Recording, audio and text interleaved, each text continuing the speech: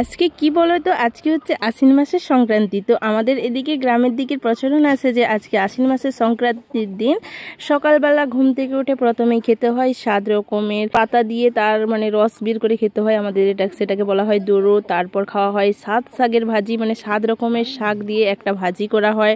তারপর দুপুরে বিভিন্ন সবার বাড়িতে, যার বাড়িতে যেরকমভাবে রান্না করে, কমসে কম তো 7টা করে রান্না হয়। তো আমাদের বাড়িতে আজকে হয়েছে অনেক রকমের রান্না বান্না।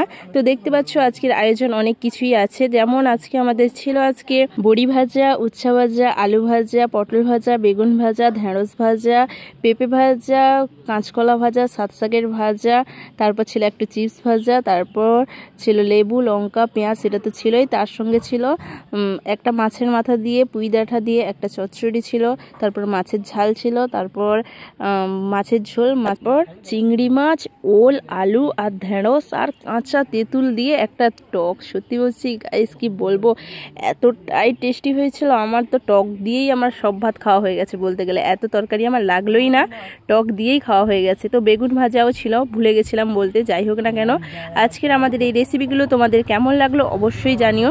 আমি পুরো থালা রেডি করে ফেলেছি, দেখতেই পাচ্ছ। এরপর সবাই খেতে বসে যাবে এক এক করে। আমি একটা থালা দেখিয়ে দিলাম, তোমাদের সাথে শেয়ার করে দিলাম। কেমন হয়েছে অবশ্যই জানিও। তো টাটা, আজকের মতো এই পর্যন্ত। দেখা হচ্ছে নতুন কোনো ভিডিও নিয়ে। যদি ভিডিওটি ভালো লেগে থাকে অবশ্যই like, comment, share and subscribe করতে ভুলো না কিন্তু।